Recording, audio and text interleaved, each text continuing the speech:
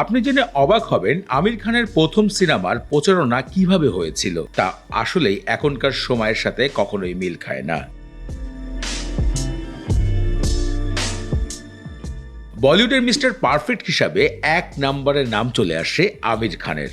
অভিনয় শুরু করেছিলেন নিজের ঘরের বড় ভাইয়ের পরিচালিত সিনেমা কিয়ামত সে কিয়ামত তাক।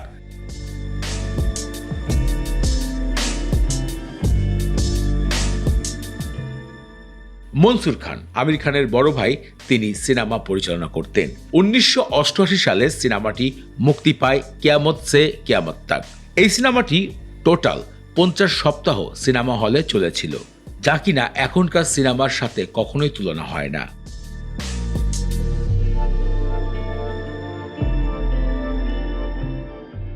সিনেমার একটি গান ছিল এ মেরি হামসফর, সে সময় বেশ জনপ্রিয়তা লাভ করেছিল।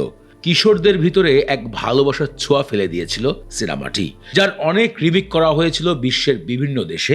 এমনকি বাংলাদেশে সালমান শাহ এবং মৌসুমী জুটি বেঁধে সিনেমাটি করেছিল এবং সেই সিনেমা বাংলাদেশে বেশ ব্যবসাফল ছিল। তোমার জন্য ঘুরেছি আমি মঞ্জিল ভালোবাসা।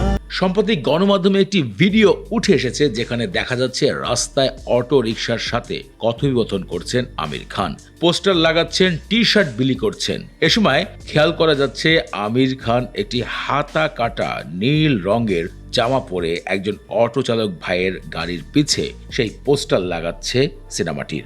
বিষয়টি সাম্প্রতিক সোশ্যাল মিডিয়াতে বেশ আলোচনায় এসেছে। 1988 সালে সিনেমাটির প্রচারণার জন্য আমির খান নিজেই মুম্বাইয়ের বিভিন্ন রাস্তায় পোস্টার বিলি করেছেন, রাস্তার বিভিন্ন জায়গায় পোস্টার লাগিয়ে দিয়েছেন।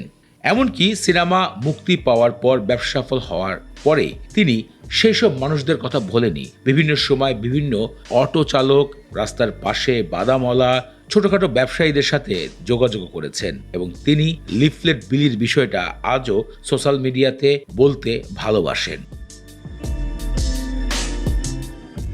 কিয়ামত সে কিয়ামত 1988 সালে প্রায় 6.5 কোটি রুপি বিজনেস করেছিল, যা বর্তমান সময়ের টাকার কাছে প্রায় 1000 কোটি টাকার বিজনেসের সমান ধরা যায়।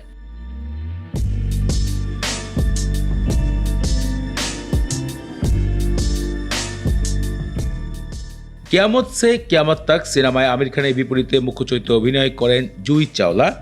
আজকের বাজারেও সিনেমাটি বেশ সাফল্য হিসাবে ধরা হয়। সম্প্রতি আমির খান বলিউডের অভিষেকের প্রথম সিনেমার প্রচারণার বিষয়টি সোশ্যাল মিডিয়াতে প্রচুর আলোচনায় এসেছে। বিষয়টি আপনাদের কাছে কেমন লেগেছে দর্শক, ভিডিওতে কমেন্ট করে জানাবেন আপনাদের মূল্যবান মতামত।